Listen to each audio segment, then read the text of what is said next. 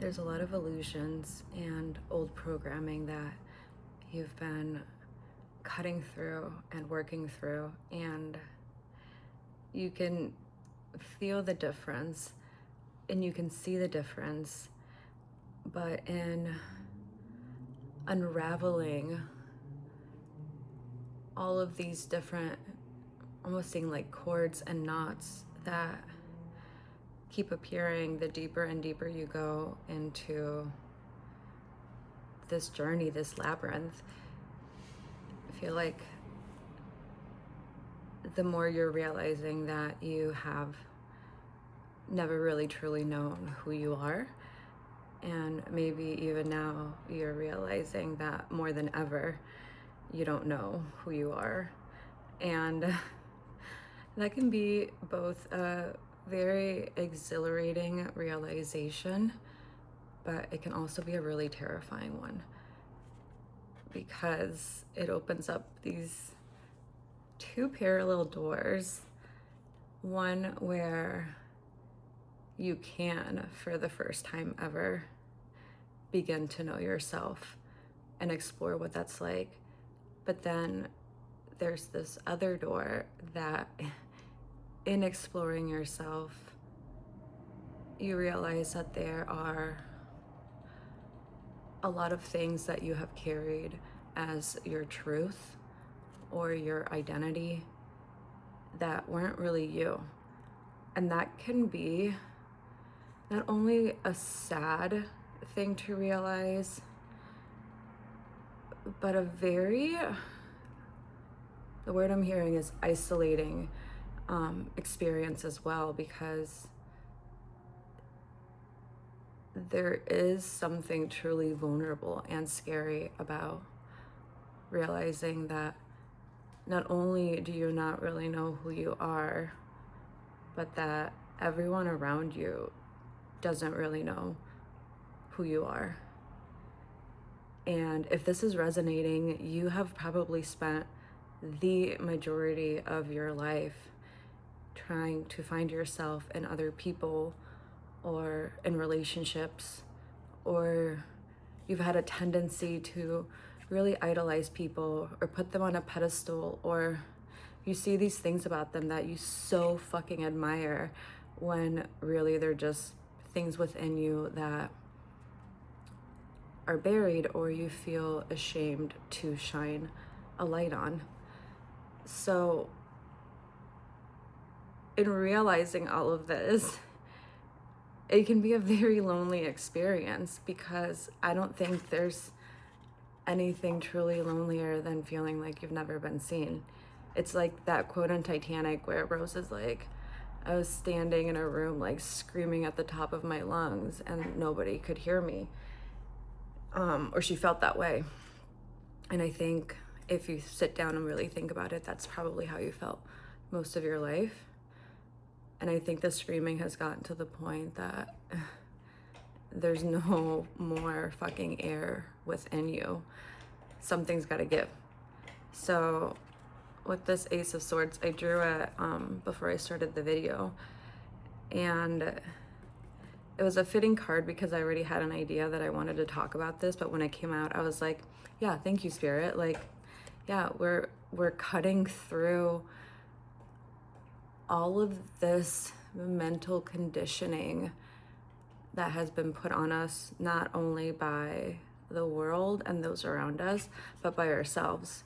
Because I think sometimes we put so much blame on the exterior world, and that's not to say that the world doesn't spend most of its time trying to shape us into like submissive beings. But if we really think about it, a lot of what we have become has been brought on by ourselves. And yes, maybe that's a byproduct of having to cope with this world.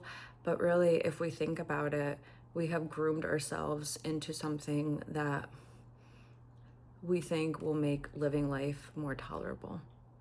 But if this video found you, it's because you want to break those chains. You've had enough.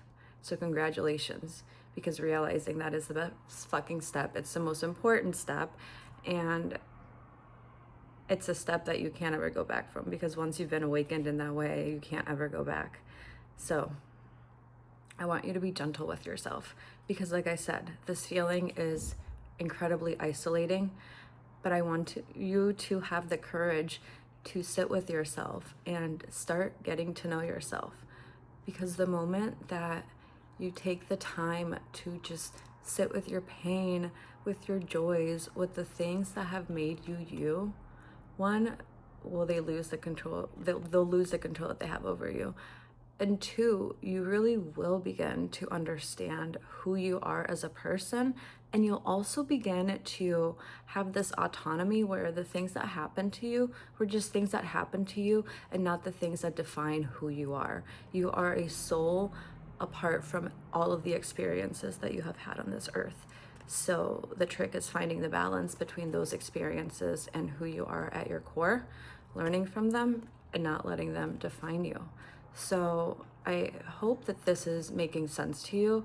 And I hope, if anything, what you get out of this, like this is the most important part, is that while it can be an extremely lonely and humbling experience to sit with yourself and give yourself the love and nurturing and attention that the world failed to give you, profound things and changes will happen in your life. You will no longer be trying to find yourself or find your other half or find what completes you in other people or other things, because you will find a sovereignty and an autonomy within yourself that somebody else could never truly mirror back to you. And I think you know that, because even the people in life that have felt like a mirror were a very distorted one. It was something that wasn't sustainable because you only felt that way, or you only felt that thing when that person was there. And that thing is something that you have to feel within yourself and not something that should be reflected back to you. And that's not to say that once you integrate things that there won't be mirrors, but it will become just that, a mirror, and not something that you're desperately seeking. So I was gonna draw some cards, but I don't really think I want to. And I'm also gonna get your opinion on that. If you guys like for me to draw cards, let me know, because I'm just out here yapping and connecting with spirit and getting stuff to you. But I am honestly kind of curious what it is that you enjoy. But yeah, know that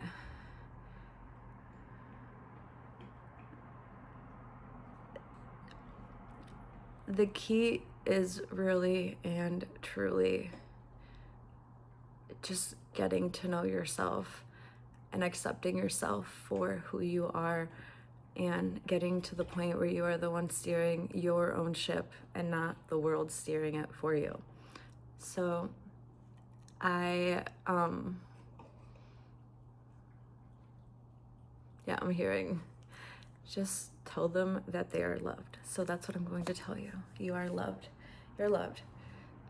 Sit with yourself. Don't be afraid of that. And know that whatever you are trying to find outside of you, or whatever you're trying to find in other people to feel this sense of completion or just to feel seen, no one will ever make you feel seen in the way that you make yourself feel seen. Once you start just accepting yourself and forgiving yourself and finding excitement and exploring yourself, your life will really change. And I think you've already started to do that. So maybe this is just a little confirmation that you needed to keep on going. So know that you are loved. Your angels are with you, your spirit guides, your ancestors, the universe. It is tough times out there right now, but the best thing that you can do is to take care of yourself, love yourself, and then love all of the people around you, because that is what this world needs right now more than anything. So I'm Nathalie.